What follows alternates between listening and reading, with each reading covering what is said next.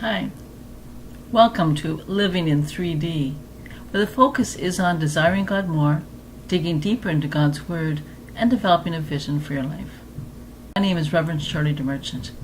In this series called Prayer Helps, it is my desire to encourage you in your personal prayer life. In the last few videos, I've been talking about answers to prayer. Some answers that I've received, some answers that were no, and in this video, I'd like to talk about a couple of times when God's answer was just confusing. The first story I'd like to share happened many years ago when I was working with InterVarsity Christian Fellowship in St. John's, Newfoundland. Actually, I had just finished working as an IVCF staff worker and was interested in staying in the city of St. John's if I could find work there. I didn't find anything, and so I was really pleased when a friend of mine who attended a church just outside of St. John's said that her small church would likely have to close because they could not find a minister. Well, I had my theological training. I wasn't ordained, but I had my Master of Divinity. And I talked with her, and we both thought that it'd be really exciting if I could be their minister. So we prayed about this, and God seemed to open the doors. When she talked to a friend of hers who attended the church, her friend had accommodations, so I would have no problem finding a place to live in this small community. I was really excited about using my gifts and encouraging this small church. Well, then I got a phone call from someone from the church I did not know, and this person had a position in the church, probably deacon or perhaps moderator, and this person said that there had been a misunderstanding and that I wouldn't be coming to the church. Well, I was devastated. It wasn't just that I wasn't able to use my gifts as I was looking forward to, but that I was 100% sure that this was God's will. All the doors seemed to open. And then all of a sudden, this door was slammed shut, and there was no way I could do anything about it. So obviously, it wasn't God's will for me to be pastor of this church. And I've often thought about how I could read God's will incorrectly. Well, God's will isn't always easy to understand. And I want to encourage you, if you've ever found that God's will turned out to be different than what you thought. God desires to lead us and to guide us, and He calls us to just follow His leading. So if a door is closed, then don't be upset by it. That is His leading as well. I'd like to share a second story. This happened a lot more recently, and this took place when I was senior pastor of a church in Dartmouth, Nova Scotia. I wanted to live in the community near the church, and I've noticed many Christians are very concerned about safety. I think sometimes obsessed with safety.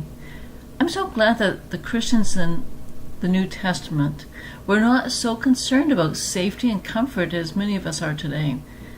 If they had been, the church would not have spread as it did, and perhaps you and I wouldn't be here either, as faithful followers of Christ.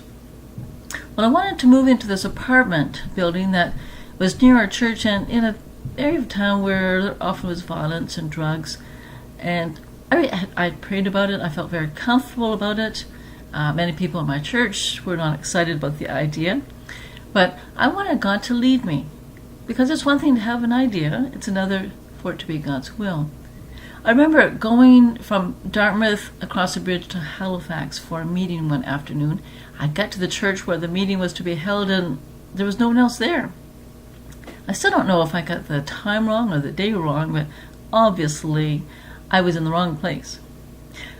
And I'd been praying about moving into this building, and I was really busy and I didn't have time to see an apartment. So I decided, Lord, since this appointment got canceled or I've chosen the wrong day or time, I have a couple of hours now. Lord, I'm going to pray that if it's your will that I move into this building, that when I call to see if there is an apartment available, there not only will be one available, but I will be able to see it this afternoon. So I found the phone number, I called the manager. I'd never talked to these people before, and sure enough, there was an apartment available, and yes, they could show me it that afternoon. So I went to the building, met the manager. He showed me some apartments. They weren't anything spectacular, and I really didn't care that much about what the apartment looked like. They were basically the same. The superintendent was really nice. I really appreciated his attitude, and he was easy to talk to. And he wanted to make sure that I got the apartment that I would be most comfortable with. After he showed me around, I asked him, "What's downstairs?" In some apartment buildings, there are fitness rooms and other services available to tenants, and I wanted to find out more about the building. So he took me down to the first floor. We walked down this long hallway, and one of the rooms we came across was the laundry room. So I was pleased to see there were many washers and dryers there. And then we came to another room. And on the door of this room were these words, "Ministry Room." I couldn't believe it. So he said to me, "Oh, we have a church that meets here, so if you're looking for a church, you can come here." He didn't know that I was already the pastor of a church. And so when I told him, he said, "Well, if you'd like to have a Bible study or meeting here, you can use this room." And so he opened the door, and it was a lovely large room. It was well lit, and it had a kitchenette with a fridge and a sink, and it'd be a perfect place to have a small church service or small group meeting. Well, this was God's will for sure. I mean, how many apartment buildings do you know of that have a ministry room? So I was really excited about this. So I moved into the building and looked for opportunities to do ministry. A friend and I tried having a Halloween party in that room. We thought it'd be nice to get the kids off the streets for Halloween, so we advertised that we would have a Halloween party in that room so that parents didn't have to take their kids around this part of town that many people thought was not the best place to live. Well, the parents weren't interested. They wanted to do both, and we explained, no, the idea is for the kids to come to this place where we know it's safe. So that didn't work out. But it wasn't long after that this superintendent was transferred, and new managers came along, and that ministry room became a storage room. It was filled with office supplies and leftover furniture, and it wasn't available for me to use for ministry. Well, I found that really confusing. I thought that's why God had me move into the building in the first place. So obviously, I wasn't going to get to do ministry in that room. I lived in that building for 2 or 3 years, and what impact I had, I don't know.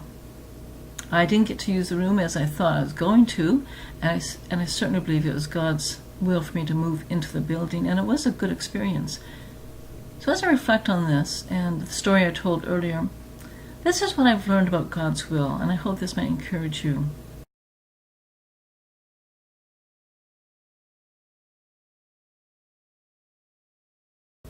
That obeying God's will is more important than understanding God's will.